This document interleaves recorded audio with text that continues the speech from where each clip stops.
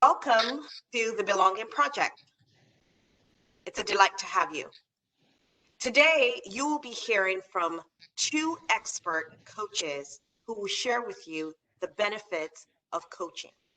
They will also explain to you the difference between coaching and mentoring. But first, let me give you a background of you will expect. The Belonging Project is a project led by Saifa Shah and several national associations, as well as affinity bars, legal departments, law firms, and consulting groups that are dedicated to inclusion and diversity in the profession. Now, why did we come together at this time? For a very specific reason.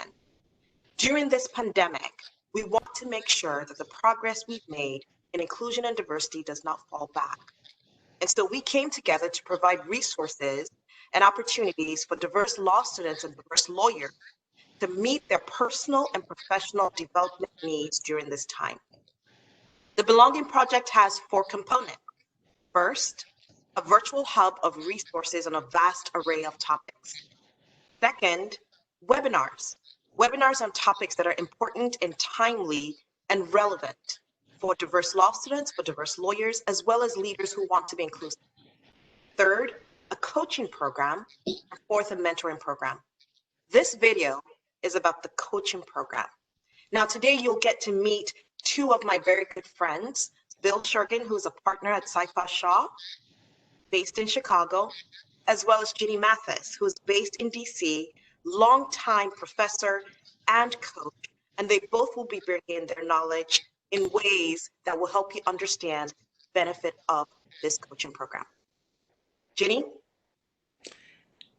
Actually, I think we're going to turn it over to Bill, because Bill, I'd like you to give a little intro in terms of how coaching has played a part at Seyfarth. Thank you, Jenny. Approximately 10 years ago, Seyfarth introduced a coaching program for its attorneys. At that time, we actually reached out to Ginny, who, as we've already heard, is a professor, a coach, and also an author in this area, and asked her to help us develop and roll out a coaching program. Since that time, Seyfarth has trained over 50 partner coaches and trained hundreds of Seyfarth attorneys through the years. We are happy to be able to expand our coaching as a component of the Belonging Project. Couple key points.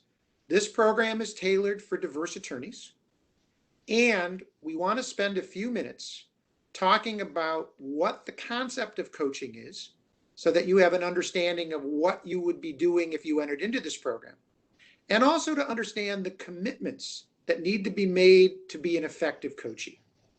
And with that, I will turn it over to Ginny to talk about the coaching program itself. Thank you, Bill. I'd also like to emphasize that not only am I a coach, but I also specialize in coaching in the legal profession. And I think that is important to those of you that are listening to this. So we're going to be looking at the definition and the process of coaching. What are some of the goals and results that you may want to think about, and the logistics and tools of this particular program. Very important for all of us is to know the difference between mentoring and coaching.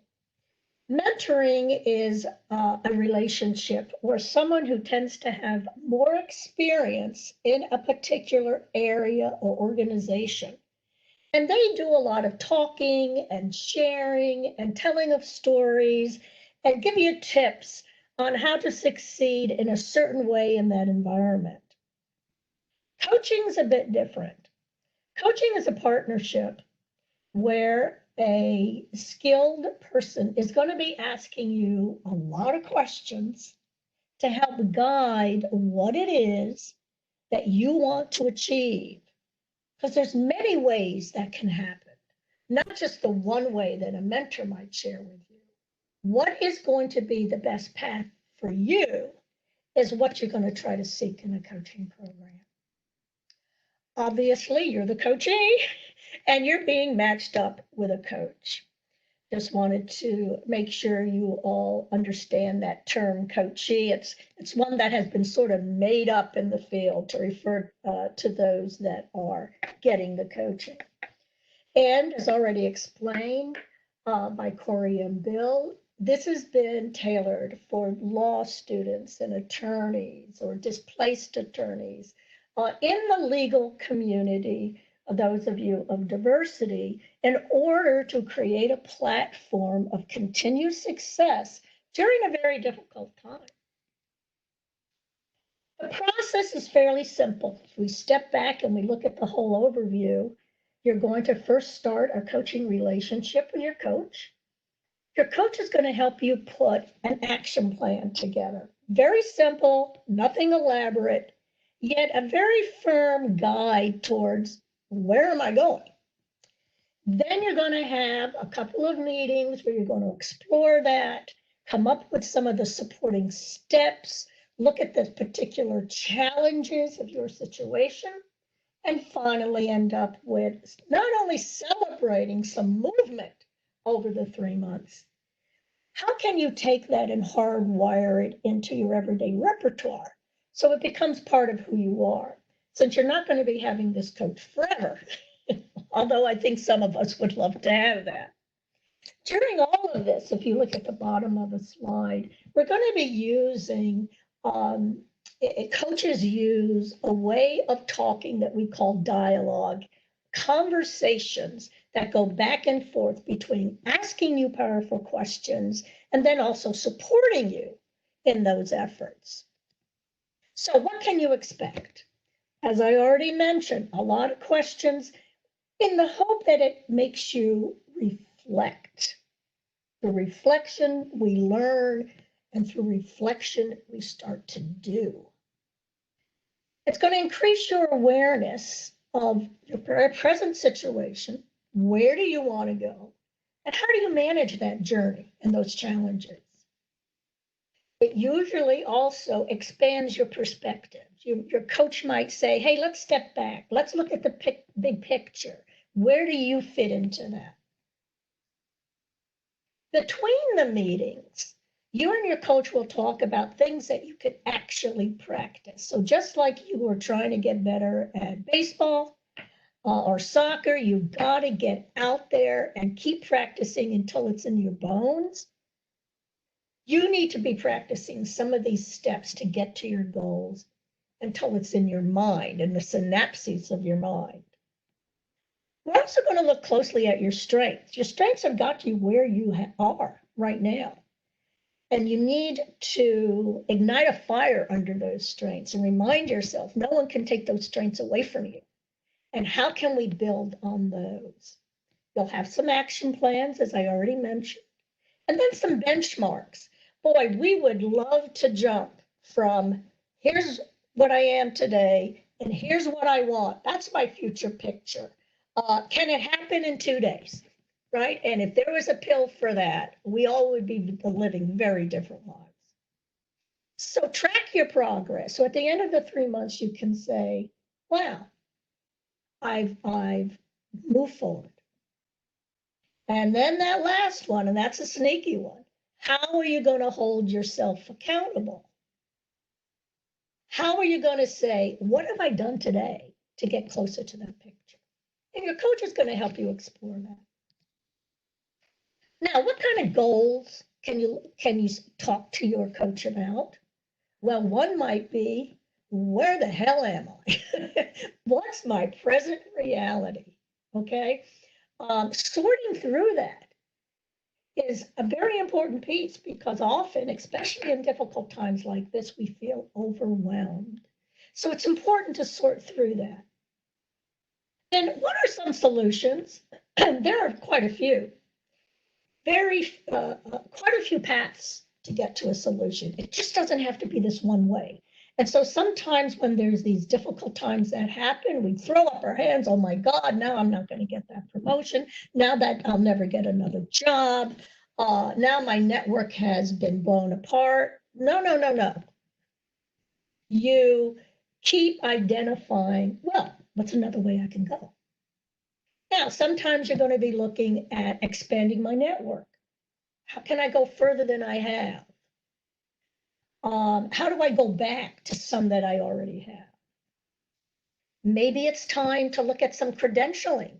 If you can't focus where you thought you were going to focus, maybe there are some other things you can do that still keep you in the game as you get more on the path of where you want to go. What are some political things I need to think about? Let's face it, there are some realities. What does that mean in terms of my presence? What does that mean in terms of how to navigate that?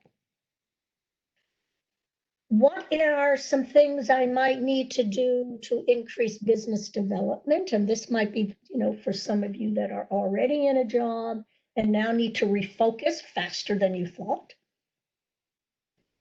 Where's my confidence? Where's that acknowledgement? How can I remember to keep that and bring it to my game? Make something happen, increase my visibility. These are all the kinds of things that you may talk to your coach about. Now, what are some tools? I've already mentioned some. You're going to get 3 meetings on your schedule real quick with your coach. You're going to create an action plan, and you're going to be given a format, or you can design your own as long as you have an action plan. You're going to track progress. Here's what I did this week. Here's what I'm doing over the next 2 weeks. I am going to look at this coaching situation as something to take advantage of. You're giving yourself a gift. So let me create the space where I can take advantage of that. I want to look at future possibilities, no matter what's happening to me now. And your coach can help you do that, to paint a picture. Now, you and your coach are also going to be making some agreements. How to talk to one another. How do you respect one another's time? If you started and you decide, hey, you know what, this really isn't for me, that's fine. Communicate that, please, with your coach. How do I navigate the barriers? I'm scared of doing X, Y, and Z. Let's work that through. And then when it comes time for some closure with your coach, how do I take what I've learned in these meetings and keep it up myself? How do I coach myself? Okay.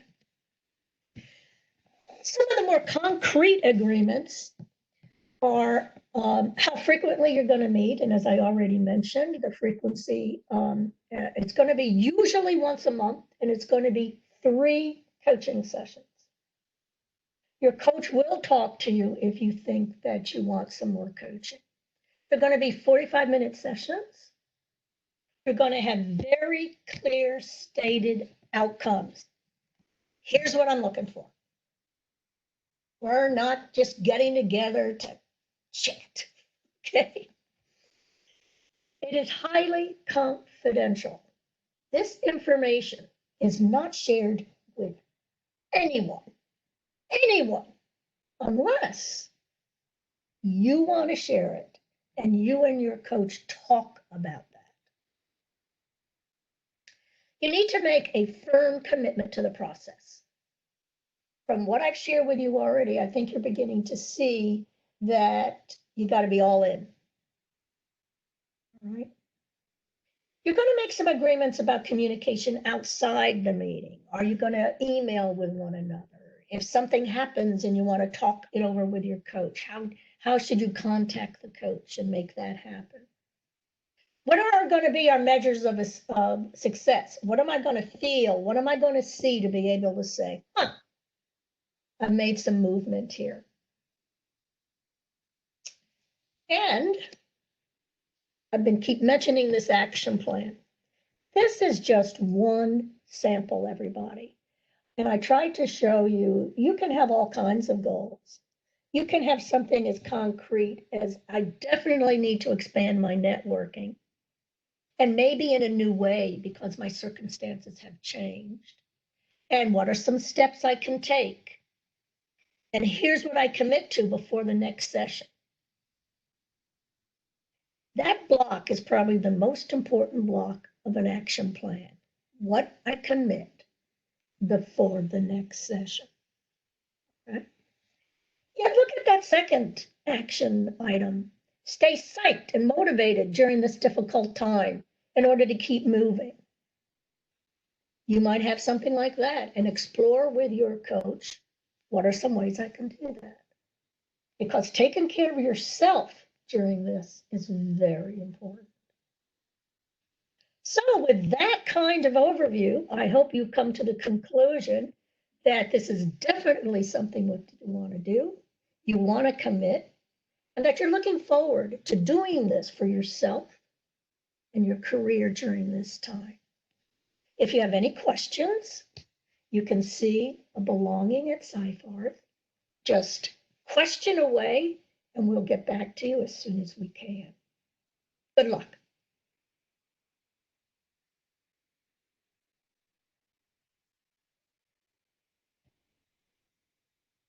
That was outstanding, Ginny. I know Corey's smiling too, so.